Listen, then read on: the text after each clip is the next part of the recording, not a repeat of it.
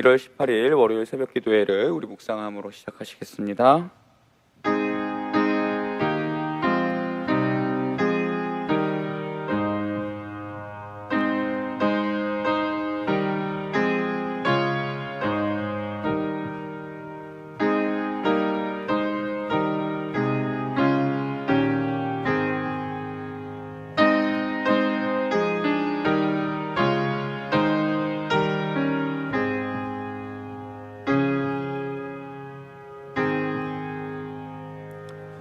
우리 다 함께 사도신경으로 하나님께 우리의 신앙을 고백하도록 하겠습니다.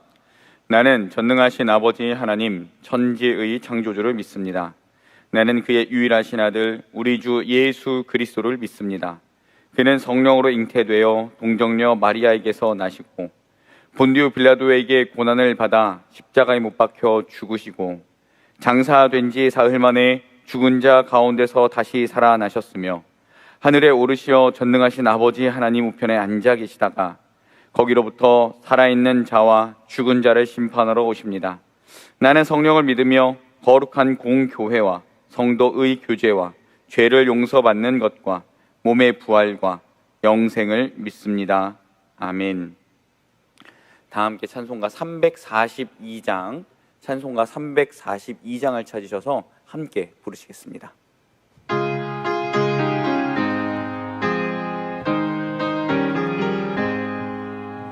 너 시험을 당해 죄 짓지 말고 너 용기를 다해 곧 물리치라. 너 시험을 이겨 새 힘을 얻고 주 예수를 믿어 늘 승리하라. 우리 구주의 힘과 그의 위로를 빌라. 주님 내 편에 서서 항상 도우시리. 내 친구를 삼가 잘 선택하고 너 언행을 삼가 늘 조심하라. 너 열심을 다해 늘 충성하고 온 정성을 다해 주 봉사하라. 우리 구주의 힘과 그의 위로를 빌라.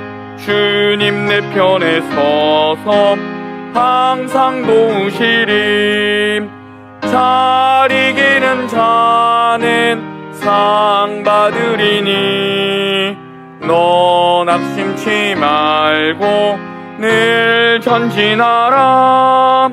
내 구세주 예수 힘 주시리니 주 예수를 믿어 늘 승리하라. 우리 구주의 힘과 그의 위로를 빌라. 주님 내 편에 서서 항상 도우시리. 아멘. 기도하겠습니다. 하나님 아버지 감사합니다. 오늘 이 새벽에 또 우리가 첫 시간을 하나님께 드리기 위하여 하나님 앞에 나오게 하심을 감사드립니다. 하나님 아버지, 코로나19로 인하여 참 힘들고 어려운 삶을 살아가지만 다른 곳에서 위로함과 평안을 찾지 않게 하여 주시고 오직 하나님의 말씀 가운데 하나님이 주시는 평안을 구할 줄 아는 우리 모두가 되게 하여 주시옵소서. 사랑하는 하나님, 간절히 기도하는 것은 우리 장석교회 5대 담임 목사님 청빙을 위해 온 교회 성도가 함께 기도하고 있습니다.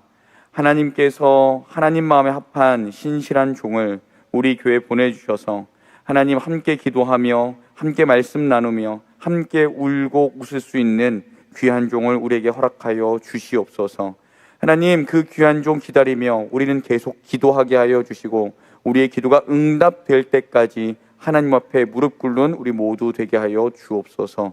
하나님 말씀 들으려 하는데요, 하나님 우리 귀를 열어주시고 우리 마음 문을 열어주셔서 이 말씀이 그냥 귀로만 듣고 끝나는 것이 아니라 마음판에 새겨지게 하여 주시고 이 말씀대로 살아갈 수 있는 힘과 용기와 능력을 우리에게 허락하여 주시기를 간절히 소망하며 예수님 이름으로 기도드립니다. 아멘. 오늘 우리에게 주신 하나님의 말씀은 신약성경 마태복음 4장 1절에서 11절까지의 말씀입니다. 마태복음 4장 1절에서 11절까지 말씀을 제가 받들어 읽겠습니다. 그때에 예수께서 성령에게 이끌리어 마귀에게 시험을 받으러 광야로 가사 40일을 밤낮으로 금식하신 후에 줄이신지라. 시험하는 자가 예수께 나와서 이르되 내가 만일 하나님의 아들이거든 명하여 이 돌들로 떡덩이가 되게 하라.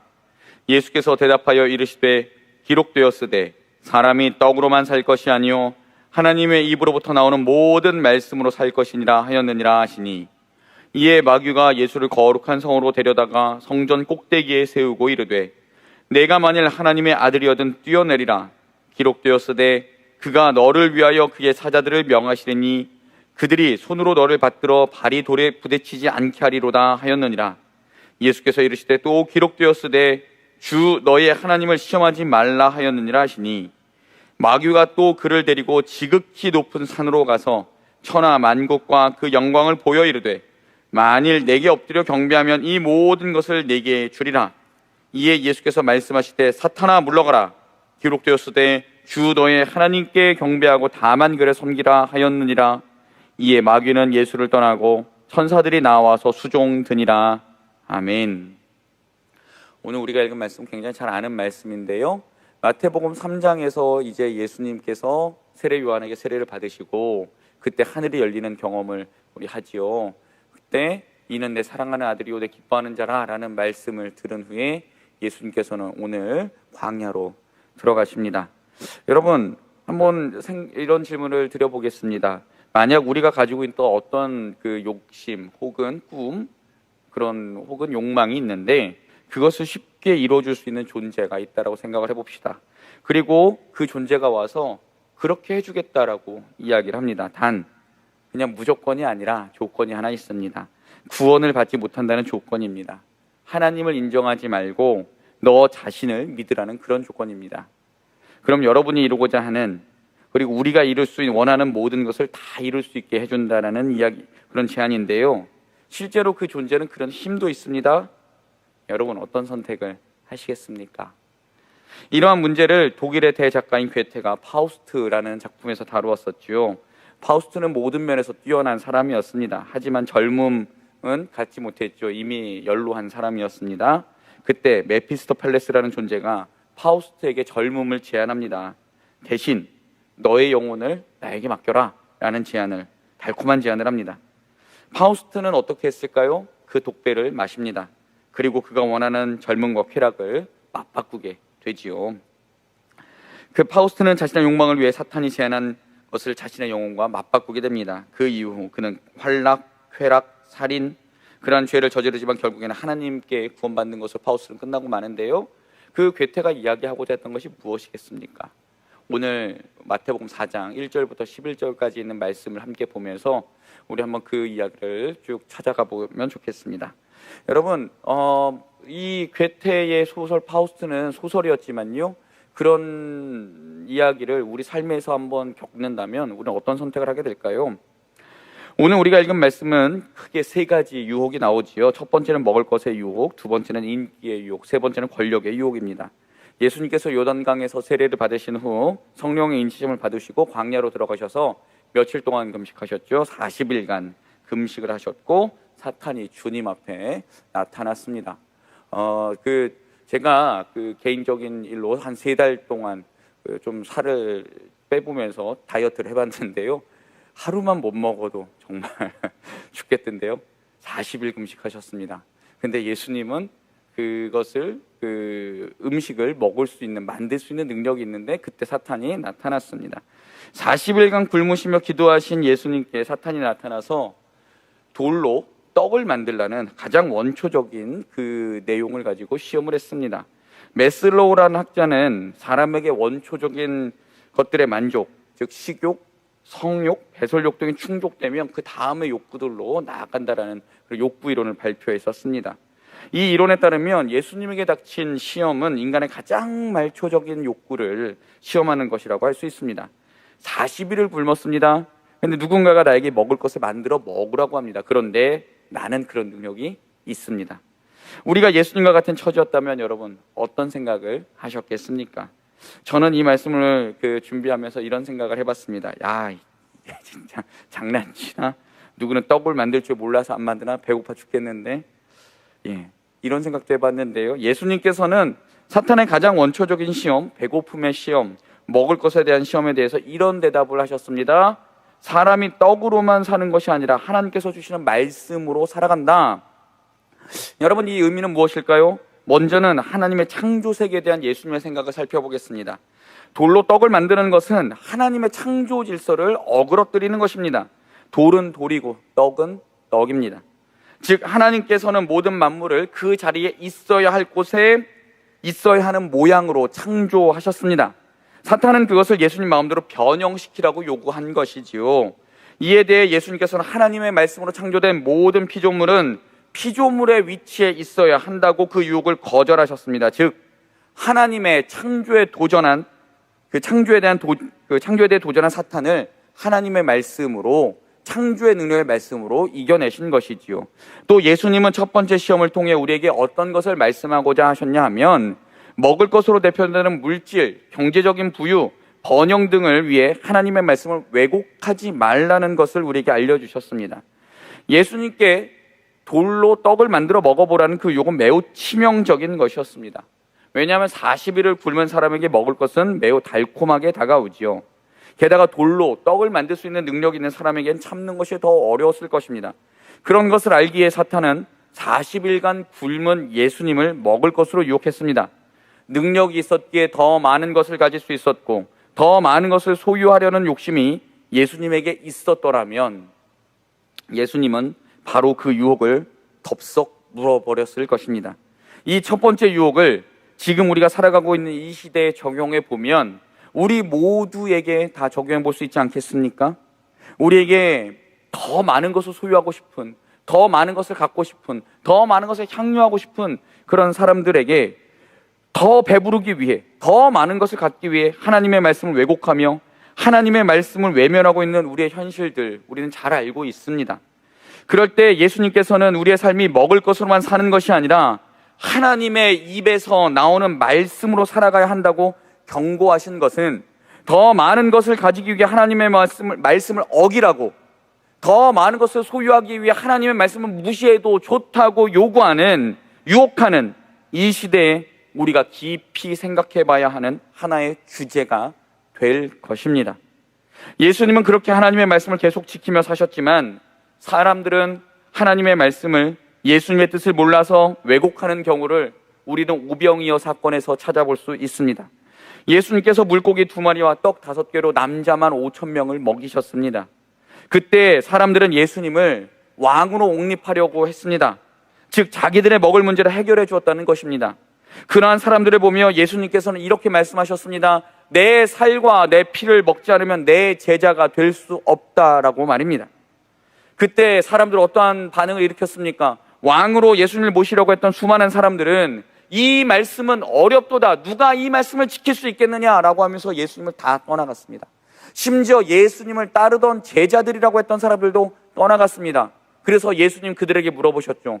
너희도 가려느냐? 첫 번째 시험에 대해서 다시 말씀드리면 예수님께서는 계속해서 하나님 나라와 복음에 대해서 증거하시는데 사람들은 그것을 우리가 먹을 빵으로 계속 바꾸고 있다는 것을 우리는 알 수 있지요. 사랑하는 여러분, 우리가 눈 한번 딱 감고 예수님의 말씀대로 살지 않으면 우리 손에 매우 큰 돈과 명예가 떨어진다고 생각을 한번 해봤으면 좋겠습니다. 그러한 유혹을 당할 때 우리는 하나님의 말씀과 우리 육신의 안락 둘 중에 어떠한 것을 선택하겠습니까?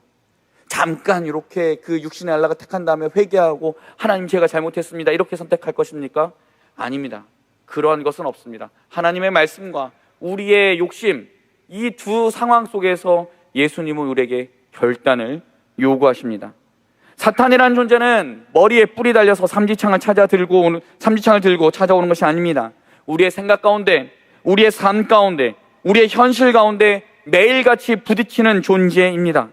그럴 때마다 여러분 하나님의 말씀이 생각나고 하나님의 말씀대로 살 수만 있다면 여러분 얼마나 좋겠습니까? 우리 주님께서는 우리가 돌로 떡을 만드는 기적을 원하기보다 정말 하나님의 말씀으로 살아가는 것을 우리에게 더 원하고 계시지 않겠습니까? 우리 주님의 마음을 안다면 여러분 이제는 양쪽에서 줄타기 하는 것이 아니라 오직 주님의 말씀대로 살겠습니다라고 결단하고 다짐하는 오늘 월요일 그리고 이번 한 주간 되기를 주님의 이름으로 부탁드립니다. 첫 번째 시험이 무의로 돌아간 후 시험하는 자는 예수님과 함께 예루살렘 성전 꼭대기에 섰습니다.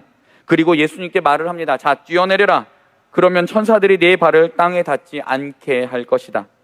이 말에 예수님께서는 너의 하나님을 시험하지 말라라는 대답을 하셨습니다.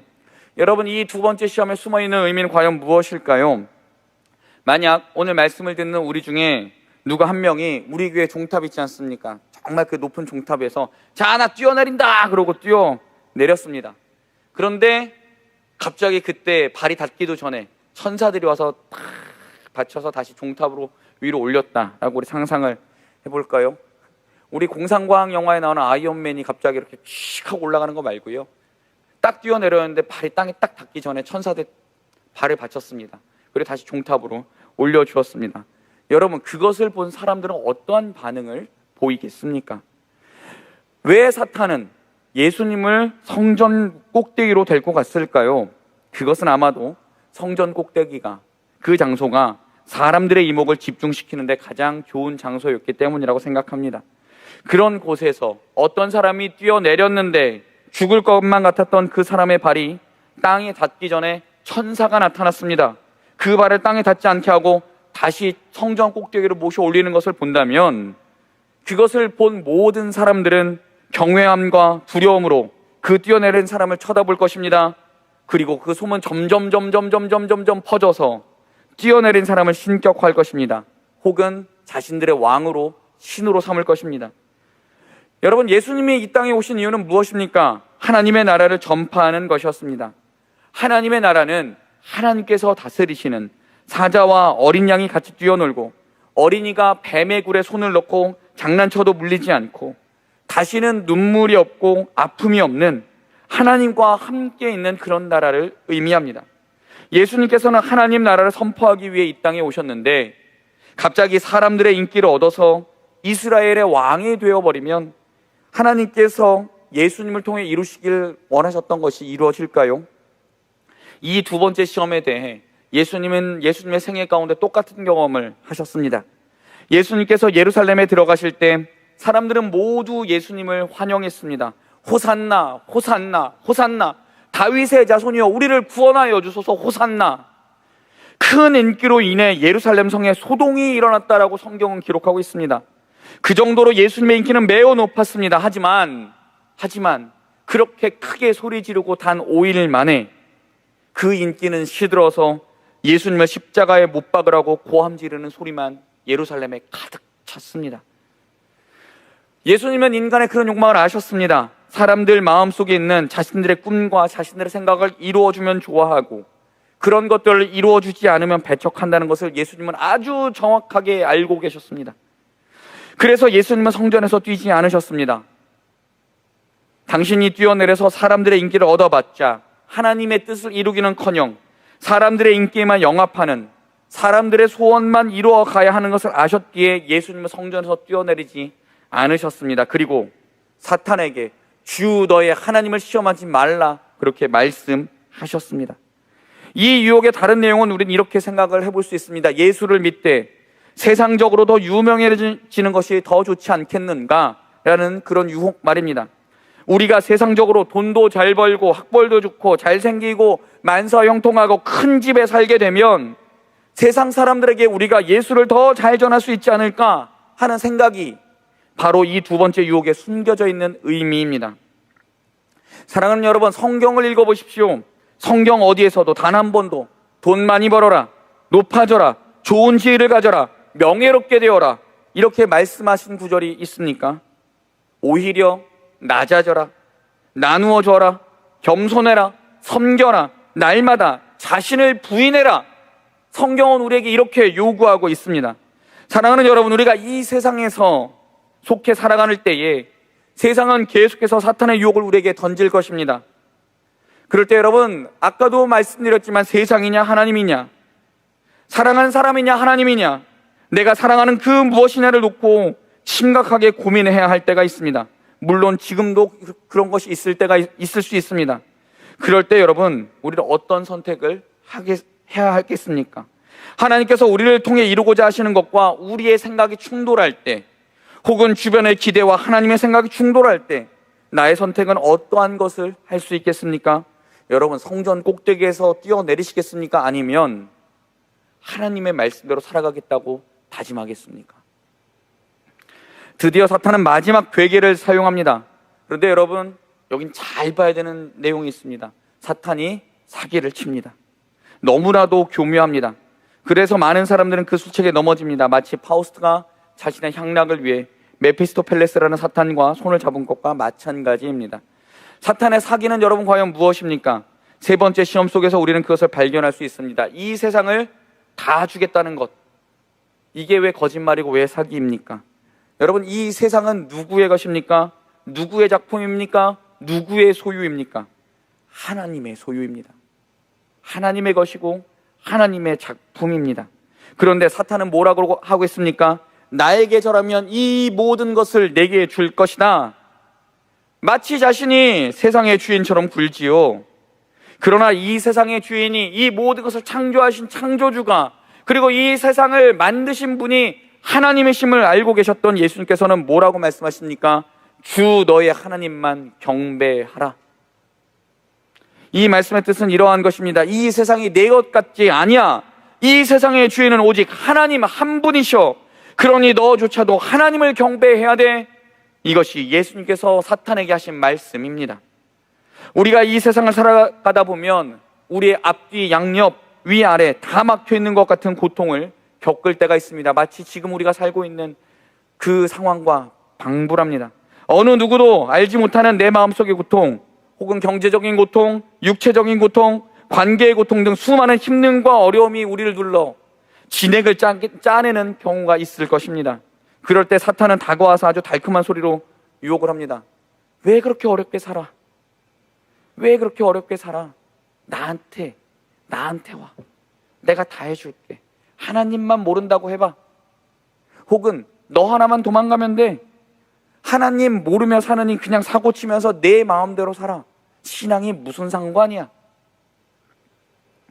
아니면 여러분, 이런 경우도 있습니다. 첫 번째 시험과 비슷한 경우이긴 하지만 내 마음속에 있는 하나님의 말씀을 잠깐 내려놓으라고 그렇게 요구하는 것이지요. 내 죄를 위해서, 순간의 쾌락을 위해서, 찰나의 즐거움을 위해서, 혹은 나의 만족과 유익을 위해서 사탄과 손잡는 것입니다. 잠깐인데 뭐 어때?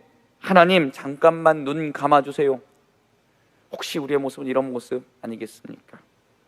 우리의 신앙 양심을 잠깐만 저버리면 여러분, 우리에게 약 100억 정도의, 아주 구체적으로 한번 얘기해 볼까요? 100억 정도의 돈이 떨어진다고 생각해 봅시다. 이 정도면 욕될 만하죠?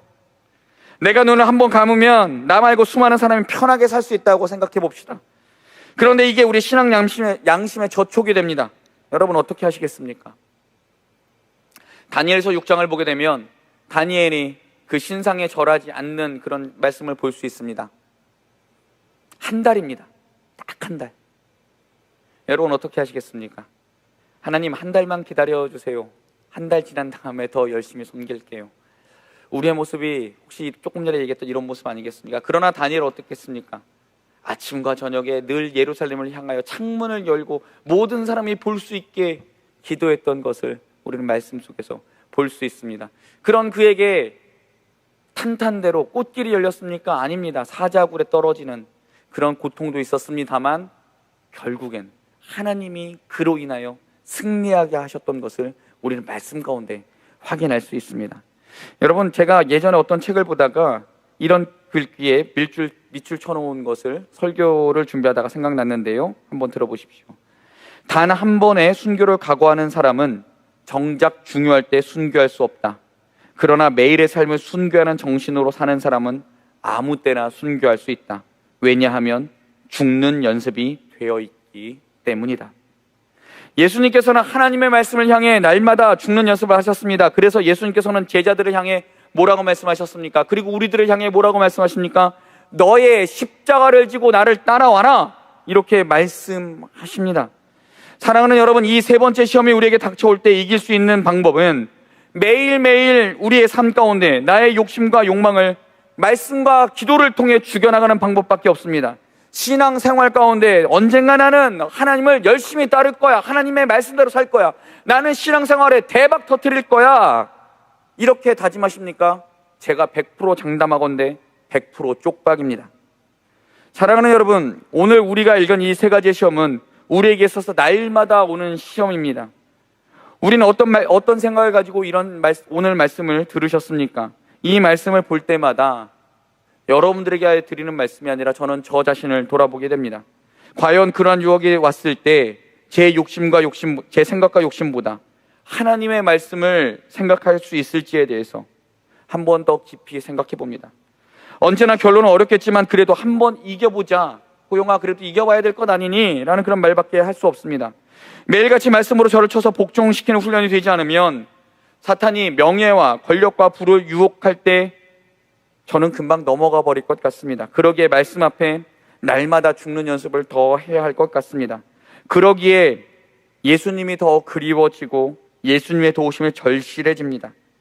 내 힘으로 그 시험과 그 유혹을 이길 수 있다면 아마 예수님은 외면했을 것입니다.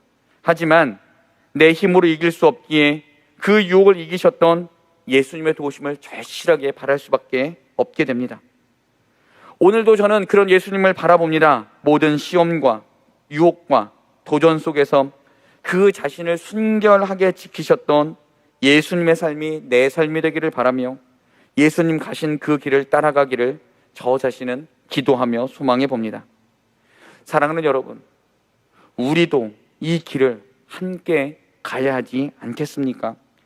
비록 어렵고 힘들고 어떨 때는 꼭 그 길 가면 죽을 것 같은 길이지만 그 길이 예수님께서 가셨던 길이고 예수님께서 원하시는 길이고 예수님께서 함께 가자고 하시는 길이라면 우리의 전 인생을 걸고 그 길을 가는 모험을 해야 하지 않겠습니까?